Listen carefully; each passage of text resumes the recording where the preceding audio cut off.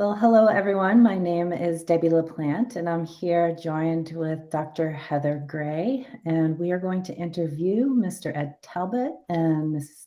Duda this morning about gambling, lived experience with gambling disorder, and what providers in New Hampshire can do about gambling disorder. We have 4 primary goals for this interview this morning. We'd like to talk about lived experience with gambling disorder. And we'll do that first with Ed. We also want to give you a little bit of information about the nature of gambling disorder as an addiction, some resources for gambling disorder that are available in New Hampshire, and treatment basics for gambling disorder. So what I'd like to do now is just turn it over to Ed so he can introduce himself and Dot. Ed? Thank you, Dr. LaPlante, and thank you for the invitation to participate today. My name is Ed Talbot. I currently serve as the Executive Director of the New Hampshire Council on Problem Gambling. I'm also a person in long-term recovery from a gambling addiction with 44 years since my last bet. I hope by relaying my experience as an addicted gambler, it will enlighten you as to the progression and seriousness of problem gambling. I will also present how my recovery took place and resources available in New Hampshire to help those with a gambling disorder. I'm pleased to be joined today by my co-worker and longtime friend, Dot Duda. Good morning, Dot. Good morning. Well, thank you, Ed. I was employed at Mount Auburn Hospital in Cambridge, Massachusetts for many years, where I was the director of outpatient psychiatry and addictions, which included treating gambling disorder. After leaving Mount Auburn Hospital, I had a private practice that I saw mostly gamblers and their families until COVID. I will be focusing on the treatment side of gambling disorder, the nature of this disorder as an addiction, and treatment basics for a gambling disorder. Thank you, Ed, and thank you, Dot. What we'll turn to now is a conversation with Ed about the lived experience with gambling disorder. So let's start with the beginning, Ed. You have lived experience with gambling addiction. Tell us a little bit about how gambling started with you. Actually, it started quite innocently, probably like a lot of high schoolers at my age. There were some sports betting cards for football, and I probably played 2 or 3 of those. This was before point spread or anything like that. However, my junior year of high school, a driver of our carpool one morning asked if 3 of us would chip in 50 cents so we could play a daily double at the local Greyhound racing track. I chipped in my 50 cents. He picked his selection, played it. The next morning we got in the car, found out that we had won $21. Certainly not a big hit, but it sent a message to me of easy money, and it kind of spiraled from there. Right. So you had told me before that gambling went from something fun to something that was quite painful. How did gambling become a problem for you? And can you point to a single moment that things changed, or was it more gradual over time? It progressed gradually over time, but I can look back now and see that I started gambling at the dog track in my late teen years, early 20s, with a group of guys I was friendly with. We go up there recreationally, no big thing. However, there was one greyhound that we all liked. We decided, he was in a championship race, we decided we were going to bet some big money, which for us was real big money. And I made my first large wager, which was in amount of $100.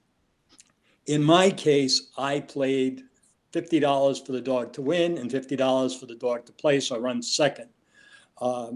Because he wound up losing in a photo finish, I wound up recouping most of my money, where my partners all lost their money. But I can still remember when the rabbits going around before the dogs were released, that anxiety, the rush that I could feel. of risking so much money, yet excited by the experience. And from there, it gradually took off. Thanks for explaining that, Ed. Can you talk a little bit now about the types of consequences that you did experience when your addiction to gambling was its most severe? What types of things happened to you and your family? As I talk in my recovery, one of the things I really point out is my complete lack of accepting responsibility. I was teaching at a parochial school, married, had a daughter, our only child, a daughter. Wasn't making an awful lot of money, felt I had to come up with some extra money, and it just so happened that there was a strike at the dog track. I applied for a job there, was hired, and that began an 11-year career of working at the dog track. And each year it progressively got worse. The lies that I told in order to cover my gambling, the loans that I got secretly, the bills that I said were paid that were never paid, the absences from the home, just complete shirking responsibility and actually getting into things that would eventually lead me to further trouble. Great, thank you. So a lot of people don't even understand that people can develop an addiction to gambling. And that means that they might not be aware that they have gambling problems that rise to the level of addiction. In your experience, did any healthcare providers ever ask you about your gambling? And do you think if that had happened, that things might have been different for you at all? First, it was never mentioned by a healthcare provider. And I don't know whether any of the ones I saw in that period of my life, which was probably just routine physicals, even knew that it was to that extent. As far as if anyone had intervened or tried to talk to me about it, I always had an answer. I had several reasons to be in denial. I always thought a compulsive gambler was a person, two seagulls are flying down the street, which one gets to the corner first? I only bet on greyhounds. I was a greyhound specialist. I didn't bet big money, but I didn't have big money. My gambling was controlled, I thought, because I only gambled at a period of time. The dog track opened on April 1st. It closed on the 30th of November. And I gambled all the time then. Eventually, I started gambling on horses and that in the off season. But primarily, it was all. So these were all my reasons for why I didn't have a problem. I was in control of it. And it just continued to progress. So you're in recovery now. How did your recovery begin? Actually, I probably hit what should have been rock bottom a year before I stopped gambling. I had several occasions where we had marriage counseling and everything to try to save things. And I kept lying and saying, it was going to be different this year. And I'd go back to the track and wind up with the same thing, the lies and the loans and all the failed promises. But a year before I stopped, my mother was on a deathbed losing her 8-year battle with cancer. And she spoke to each of her 3 boys privately. And her words to me were not, "Ed, I love you. You've been a wonderful son." And I know she felt that way. But her words to me were, "If you don't stop your gambling, you're going to lose everything." She passed away the next morning. And I spent the next year of my life proving her absolutely right. I bet more than I ever had, lied more than I ever could. Finally, in July, I was told to get out of the house, and I actually welcomed it because I felt the pressure would then be off.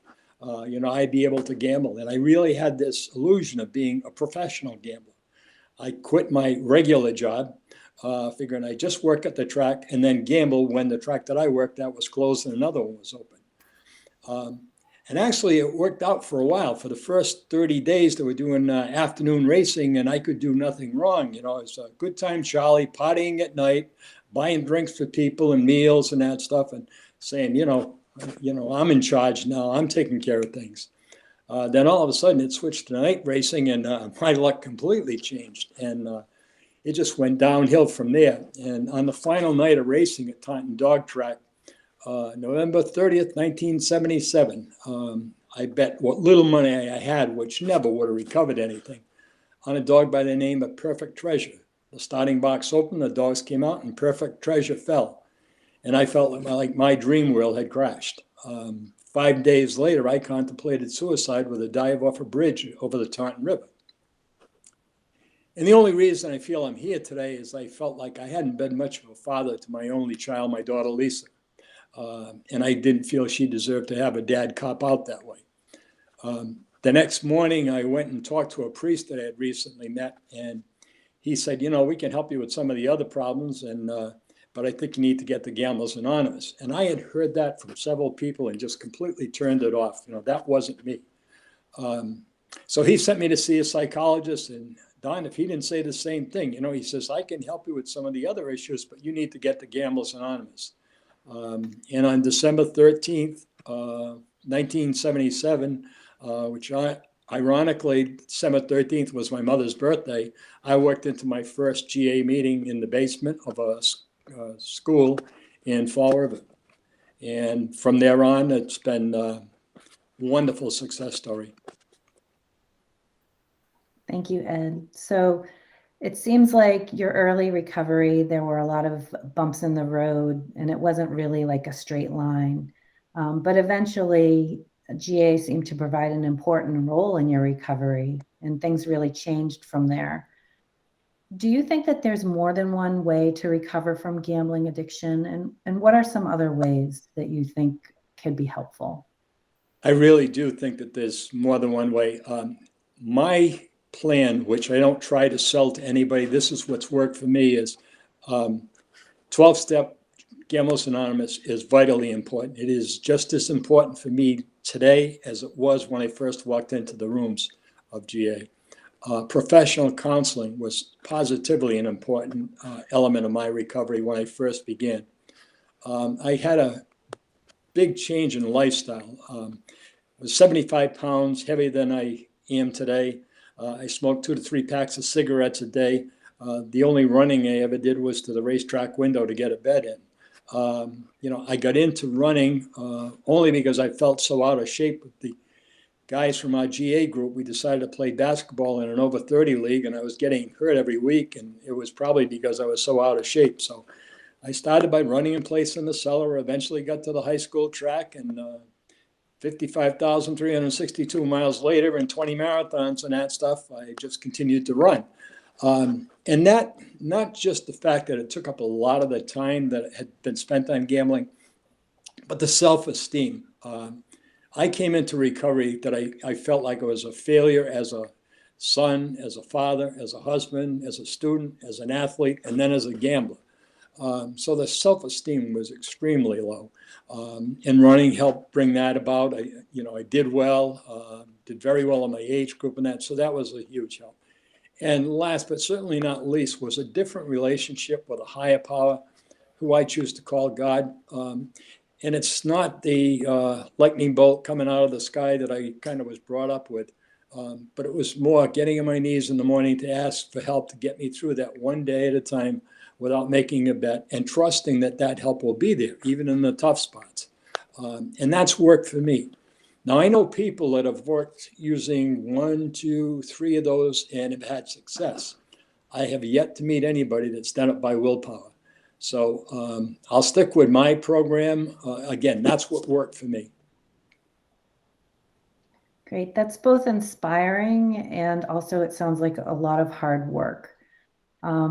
Have you faced any challenges over the years with maintaining your recovery, or can you talk a little bit about what types of challenges people might face staying in recovery? That's a great question for me because I went to my first Gamblers Anonymous meeting. Now, I had been out of the house. I was living with my dad, and all excited. I met these guys that I knew, and we were going to have coffee together and go to other meetings, and eventually play basketball. So I knew these guys, and so I'm all hopped up, and I came back to my dad's house, picked up the phone, called my wife, and told her I had seen the light. I had gone to GA, and I was ready to come home. And she said, "Tell it to the next one," and hung up the phone. And I was devastated because I thought, finally things are going right, doing the right thing and that stuff. But, I realized that I had destroyed the trust. But then over the years, I've been faced with unemployment, underemployment, divorce, a lot of disappointments, some serious health issues, but I've never gone back to gambling. And I think part of that goes back to my first meeting. The one thing I remember loud and clear is a gentleman in the room said, if you don't make a bet and follow the suggestions in this program, your life will get better. He didn't say it will get perfect. He didn't say I'd be a millionaire or become famous or have beautiful home and clothes and that. I just said my life will get better. And that's a promise GA has delivered on 100% of my life. Thank you for sharing, Ed. I appreciate all of your answers. What I'd like to do now is turn it over to Dr. Heather Gray and Dr. Duda to talk a little bit about the nature of gambling disorder as an addiction. Thank you, Debbie, and thank you to Ed for sharing your story. So my first question to you, Dot, when people think of addiction, they tend to think of alcohol and other drugs. And gambling doesn't have physical consequences like getting intoxicated. From your own clinical experience, how can people become addicted to it? Well, Ed, thank you for sharing. You certainly explained a lot of what you went through. So my answer to that is many people start out gambling as entertainment. They don't think it's a problem and they think they're in total control. It slowly does progress into addiction. They find the need to bet more money to get that same high. They also learn that gambling is a way to escape from everyday problems. Many people with anxiety and depression quickly realize that gambling helps them, but it only lasts for a short time. There's a thrill with it, and they continue to gamble, and that just leads to the addiction. Thank you. In your view, what are some ways in which addiction to gambling is like addiction to other things like alcohol and other drugs? Are there similarities in people's experiences? There are similarities. As addiction progresses with substance users and gambling disorder, they both need to increase use, either money or drinking more. The alcoholic will have one drink and have a high. After building a tolerance, they need two, then they need three. The same thing goes for gambling. They start out, betting a quarter, then 50 cents, $1, $5, it just keeps going up. Both addictions can have consequences. For example, legal issues, family issues, work and school issues.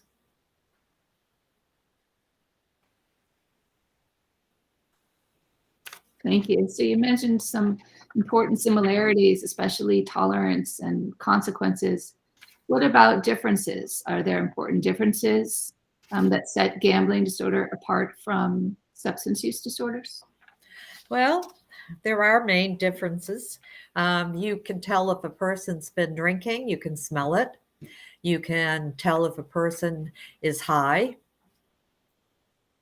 but you can't tell anything about whether a person's gambling or not. So this allows the gamblers to lie about their gambling to family, friends, therapists, and others. I think that even if a physician asked, they would not be forthcoming, unfortunately. They are very preoccupied with gambling. It becomes part of their life. It becomes an everyday experience. They're always planning the next opportunity to gamble, chasing the money they've lost, borrowing money to pay debts or to gamble with it. You don't see too many substance abusers borrowing money to go drink, but you do see gamblers borrowing from friends, from family members. Thank you. So Ed talked about the development of his addiction to gambling. And I'm wondering, in your experience, do people tend to develop gambling disorder over time, or does it happen fairly quickly? Addiction to gambling is very similar to the substance abuse. It slowly progresses. Factors that contribute to addiction or predate the onset of gambling disorder can include family history of gambling disorder, including family dysfunction, child abuse, and substance abuse. Also, men tend to become addicted at a younger age than females. I think Ed explained that very well about high school sports and other types of gambling that takes place. And women start gambling usually later. They're not involved, and you don't see too many women doing sports betting. It's usually slot machines that we have found most women seem to kind of go to. Thank you, Dot. So now turning to people's beliefs or perceptions about gambling. People often view gambling problems through a moral lens, tending to blame the individual gambler for the problem instead of a healthcare or medical lens. Can you describe a clinical case that to you really shows that addiction to gambling is an addiction and not just something more minor, like bad decision making? I can. People with gambling disorder do not always consider their gambling to be a problem, and therefore they are not forthcoming about it. And society does not necessarily believe gambling is an addiction, just a matter of willpower. One of my experiences was a parent called and told me that they had paid the debt of their son, that he had stolen a few things, used their credit card, and what should we do? I spent a long time on the phone talking to the parent, trying to get them to understand that this was an addiction and that he needed help and he needed treatment, and I recommended that the family get into treatment. They said they'd think about it. A few months later, they called back and said, "You were absolutely right." The son had stolen all their valuables, and they realized it was not a bad decision, that he had a gambling addiction. He ended up leaving the home, did not reach out and did not get into treatment. The parents did come in and they were able to work through what had happened. They wished they had called the police, which they didn't do. I'm not sure what happened in the end to the son, but at least the family got some help and some support.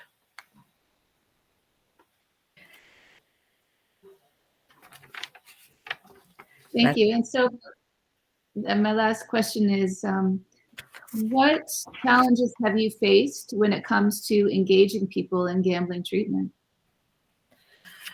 That's always a challenge to get them to engage. I had an employer call me and say he had just had an incident with one of his employees, and a bookie came in and made a lot of noise and was demanding money. And he said, "I don't know what to do.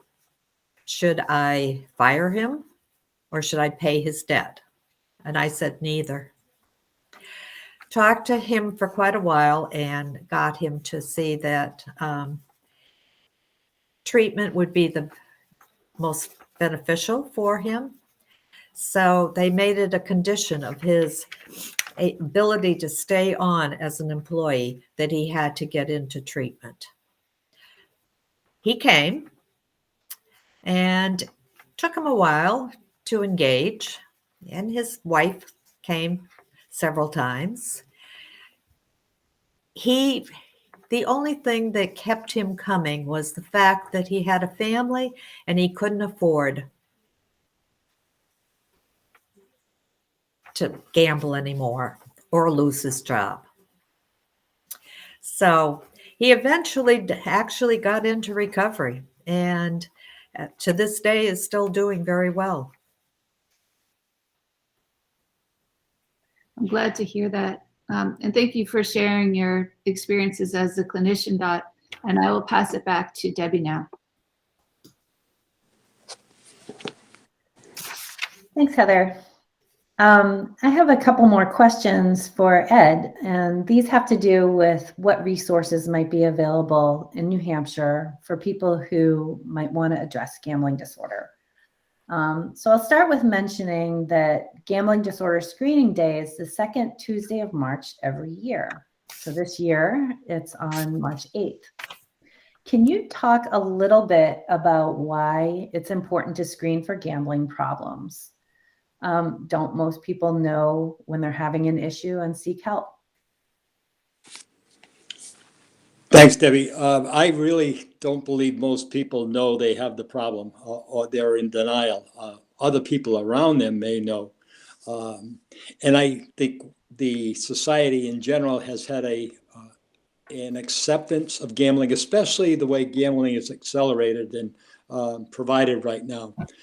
So it isn't seen as a disorder by most people.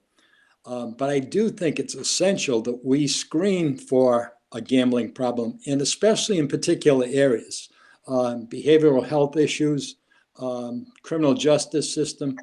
I was a criminal justice administrator for years. And if they asked anything, they might say, "Do you ever have a problem gambling?" And immediately the answer would be no. Well, that's it. We screen for gambling. But to do a better screening should be entertained, because I see today the statistics that say 75% of problem gamblers also have an alcohol or drug problem. Then if those people are in recovery for an alcohol and drug problem and they're gambling, there's a greater tendency for them to get into a mess with gambling as well. And just from my experiences in attending meetings, the number of people, I would say probably 25% of the people have the comorbidity issue, where they're also dealing with it. And invariably, they will say, I got to a point where I knew I had to quit alcohol or I had to quit drugs. But gambling, it was like, how can that be a problem? They understood a recovery program in that, but they couldn't see this as a problem. So I think it's vitally important that not only those of us who are in programs trying to help problem gamblers, but the whole healthcare industry, the criminal justice society, senior citizens, those areas where there should be some screening for the existence of problem gambling. And I really think that would be very beneficial. Yeah, absolutely. When you introduced yourself, you mentioned that you're the executive director of the New Hampshire Council on Problem Gambling. What does the New Hampshire Council do to support gambling screening? We try to network with agencies that are already in existence, whether it's with the New Hampshire Providers, New Futures, New Hampshire Alcohol and Drug Counselors Association. Try to partner with them so that they provide screening for their clients that are in service on that day, especially on that day, by calling attention to it. And then hopefully we are the resource if they get a positive on the screening, especially the 3-question BBGS screen, if they get a positive on that, to contact us to follow up with it. And hopefully that is a successful avenue. It seems to get better each year. But we certainly would like to get into more areas, and it's just knocking on more doors. Great. You mentioned that you want people to contact you, and I assume that there are various ways, including that the New Hampshire Council on Problem Gambling manages a gambling helpline. Can you tell us a little bit about what that service is and how New Hampshire residents might use it? I can tell you a lot about it. I've lived with it for 7 years. The New Hampshire Council on Problem Gambling maintains a helpline in the state of New Hampshire. It's on 24/7 overnight. It usually goes into voicemail, but we're seeking to have it backed up with New Hampshire's 211 line. Those calls, a lot of them do not come from the gambler, obviously, but they come from loved ones looking for help for the gambler. But some of the calls we get are from the person with a gambling problem. And they're just trying to understand if it's something they can control, something they can get out of. It's usually money is the pressure at the outset. And when you realize through recovery that money is really the last thing that you need to address. But they're consumed with that part of it. But I think the most important thing is the ability to listen to a person, to hear what they're saying, to hear what the pain is, not make a judgment, not me making a determination that that person has the problem, and then find out what steps they're willing to take. There's not one clear-cut answer from everybody. And I'm just amazed in the amount of calls that I have received, the extent of the problem with people. When I was gambling, you had to have cash. There was none of this plastic, using credit cards or that stuff. You had to have the money to bet at the window in order to play the race. Today, credit is so easy. You can gamble on your credit cards. The extent of gambling, there's so much of it everywhere. And the trouble that people are getting into, I look at myself and my gambling. If you ask me how much I lost, probably $40,000. And if you go back to the $70,000, $40,000 was, a lot of money. And I'm not trying to minimize that, but the amounts I hear today are staggering, and I don't know how you get out of it. But I also understand the idea that most people, if they're like me, and I tend to bring this up a lot, is they get to the chasing phase where you can only see the way out is to have that big hit that will solve all the problems. And that just digs the hole deeper. And anytime I mention that to someone, they usually accept that and understand that and realize that they're in that phase. The other part of that, the helpline call is, I like to do follow-ups. We have people that now through the helpline or call a helpline, we actually have a person now who has gone past the year, celebrated the year without making a bet. And I probably contacted that person, every other day when she first started, every couple of weeks later on, then maybe once a month because I knew when the anniversary was, and just called her, when she celebrated a year. So I like to follow up on that, and I think they like that encouragement. So I think the helpline can provide those services.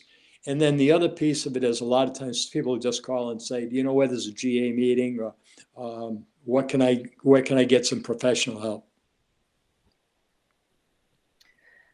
That's important work, Ed. Do you refer people to the GA meetings or to Gam-Anon meetings? And is GA something that is common or rare in New Hampshire? Well, I'm originally from Massachusetts, and I know at one point they had 49 Gamblers Anonymous meetings. New Hampshire currently has one in-person meeting, and that's in Hampstead on Thursday night at the United Congregational Church on Main Street at 7:30 at night on a Thursday. They also have a Zoom meeting, which I've been attending lately, that comes out of Manchester. Of course, with a Zoom meeting, you can be getting people throughout the country that might be calling into it. But most of the people are from New Hampshire. Again, that's on a Thursday night. And if you look at our Facebook page, the information, the meeting number and the code number is on for that meeting. That's at 7 o'clock on a Thursday night. Other resources are Smart Recovery. There are approximately a dozen Smart Recovery meetings spread around the state. But Gamblers Anonymous is very rare, and Gam-Anon is non-existent. So we're hoping to change that. Great. The last thing that I'd like to ask you today is about the ability for people to do some work on their own. Some people like to work on their gambling problems, kind of privately. They might not be ready to reach out to a provider or to go to Gamblers Anonymous. Are there any resources, like self-help resources, that you'd like to mention that people can use on their own, or even with guidance from a professional? A lot of people I've heard right up front say, I'm not interested in going to Gamblers Anonymous. And then I kind of volunteer myself that, I'm here if you want to call. And, I have a couple of people that do that, and they don't want to hear about the program for some reason that they're turned off by it. Another resource that I know you're familiar with that I refer to a lot is Your First Step to Change, which somebody can go through and examine it. I'm also a great believer in GA has a very small yellow book packed with information, but it also has 20 questions, a 20-question screening. And I ask people to read through that.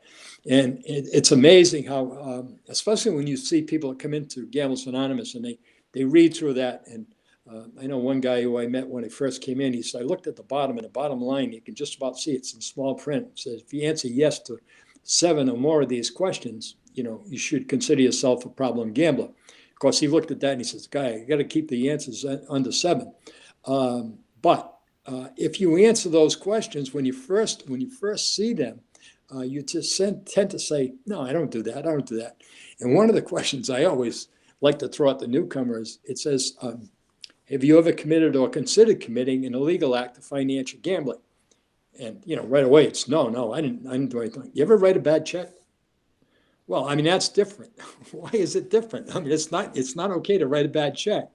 But that's how you rationalize things. And I think the more you can get to people to actually look at their behavior, I've learned more about my becoming a problem gambler, the reasons for it and the background from it through my recovery than I ever had any idea of beforehand. There were a lot of things I just didn't consider I was like that. But yes, I was.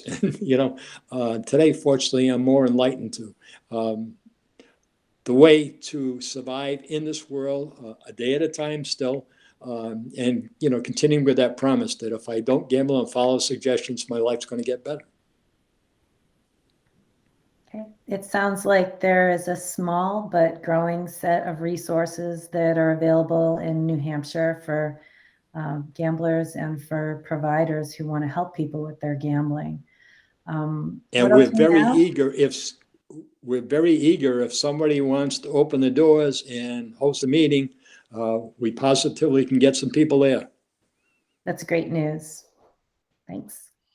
What I'll do now is turn it over to Heather so she can talk with Dot a little bit about treatment basics for gambling. Thank you. Thank you, Debbie. So Dot, earlier you talked about a client who had come to treatment with you because his employer basically compelled him to do that. And I'm wondering, in your experience, is it typical for someone to seek treatment because of something in their life that forces them into it? Or is it more typical that they would have a realization that they need help and decide for themselves to seek that help? Unfortunately, people seldom seek help for gambling disorder on their own. It's usually family members, employers, legal, probation officers calling to see what's available, but very seldom do they actually call and say, gee, I think, today's a beautiful sunny day. It's time for me to give up my gambling and go get help. So the family members are the ones that I would hear from most of the time. They would be calling, and what can I do? How can I get them, to stop gambling? And you have to spend a lot of time talking to them about what gambling disorder is, and then letting them decide whether they want to come in for treatment. Setting limits with their loved one is very difficult. They get very scared when they talk about the bookie that's going to break their legs, and what am I going to do? I've got to pay the debt. And I say, no, you don't. You don't have to pay the debt. And a lot of them do, but a lot of them don't. And they get into recovery. And that is sometimes allows the problem gambler to get into recovery also and to seek help. Thank you for explaining that. So when you do have a client in front of you who's seeking help for gambling problems, do you find that the skills that you've already developed working with other expressions of addiction transfer over to gambling disorder, or do you find that it's a different skill set that's needed? I think there's a lot of shared skills. I know it's very important for a comprehensive biopsychosocial history taken, and they have to have the questions about gambling. And a lot of places don't. I think that's something that in New Hampshire, we have to help the people, the clinicians, to learn how to ask the questions and not be afraid. It's important also to be aware that gamblers tend to lie about their gambling, and that needs to be addressed. I would tell people that when they first came in for treatment, that they could lie to the family and everybody else for the time being, but they couldn't lie when they came for treatment. They would agree to that. And it was interesting how they would realize they lied about everything. Things that they didn't have to lie about, they found that they were lying about to family members. So that, and then eventually they got to the point where they were able to stop their lying to family. It's also important to understand that gambling disorder has a very high suicidal ideation rate. And that's something that has to be talked about. And a lot of people, they say no, they don't. And then they'll come back and will say, yeah, I do. I have had thoughts. We had, at one point, we had a group for gambling disorder. And out of that group, 5 of the folks had been hospitalized for suicide ideation. That's pretty unusual. We didn't see that in the substance abuse groups. Also, gamblers tend to be engaged in other risky behaviors, which you need to ask them. I had one that he didn't realize that his road rage was risky, but he was able to stop that behavior.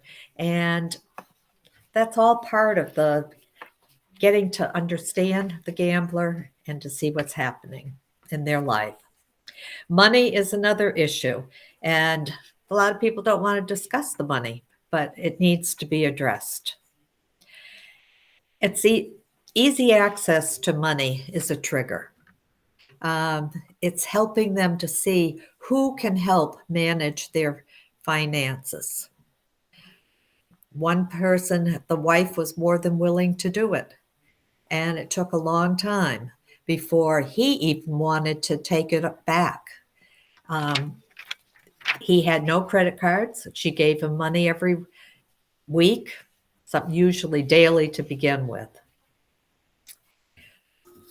Also, cognitive behavioral therapy is an evidence-based counseling practice that has been identified as the treatment for gambling disorder. Individuals with gambling disorder develop beliefs and thoughts that support and influence the continuation of gambling behavior. Behavioral therapy can address these distortions. I don't necessarily say everybody should have CBT. I think you have to be eclectic, and you also have to understand who you're sitting with and what they can tolerate. Thank you, Dot. So you mentioned a few issues that seem especially important when managing gambling disorder, like the need to assess for suicidality, the need to do basic psychoeducation about the nature of gambling disorder. You talked about lying and money management. I'm wondering if there are any other treatment skills that you think are unique to gambling disorder. I think that giving the person hope and work on developing trust issues, engaging them. I found contracting with them for 4 sessions and then reevaluate helps them to commit to treatment. Of all addictions, people with gambling disorder have the highest no-show rate, even when coerced. The second session is often a no-show. Gamblers think that after a few weeks of treatment, that family members and others should trust them. As a therapist, it's important to help them understand trust building takes time. A solid therapeutic alliance is very important. Educate also on withdrawal symptoms. People don't realize that they're going to have withdrawal symptoms, which is difficult for them to understand because they think of alcohol as somebody with alcohol or substance abuse, they're going to go through withdrawal, but so do gamblers. Thank you. One thing we haven't talked too much about so far is co-occurring conditions and how they might affect treatment. In your experience, what are some common conditions that co-occur with gambling disorder? Alcohol is the most common co-occurring condition. Drugs also. Some people use drugs to balance out their mood swings. Anxiety and or depression, also bipolar disorder. We had a psychiatrist presenting a case and in our staff meeting, and I listened to the case and he was pretty sure that the person was bipolar. Didn't prescribe anything, had them coming back the next week. I just picked up a few things and I said, "Did you ask him about gambling?" "Oh no, I totally forgot." Guess what? The woman was a gambler. She did not have bipolar. Also, obsessive compulsive disorder is another co-occurring disorder. Thank you.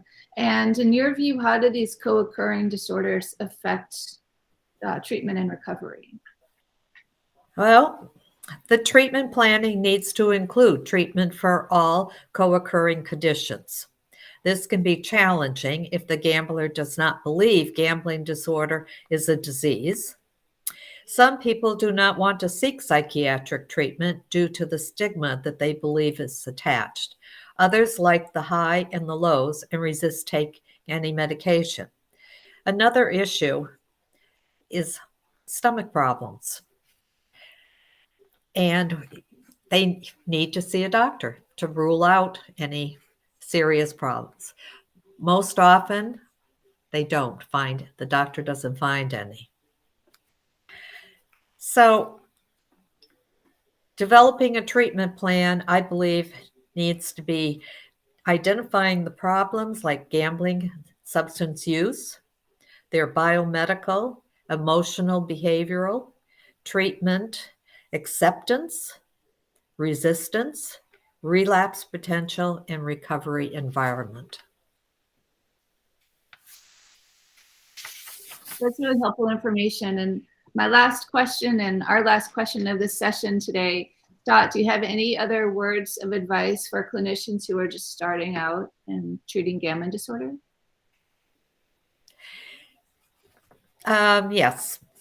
In all the evaluation for everybody coming in for treatment, they should include gambling questions. Don't be afraid to talk about a gambling issue, money, and how it's impacted their lives. Try to see people within 24 hours of first contact, being aware that 30% are no-shows and 50% often miss second appointment. Provide education about gambling disorder and a goal, instill hope, and raise self-esteem. Thank you for that, and thank you for instilling hope and raising knowledge among New Hampshire treatment providers so they can be better prepared for gambling-related problems among their clients. So that concludes our session today. I hope viewers found it helpful to them, and I want to thank Dr. Debi LaPlante, Ed Talbot, and Duda for all of your insights. Thank you. Thank you. Thank you. Thank you.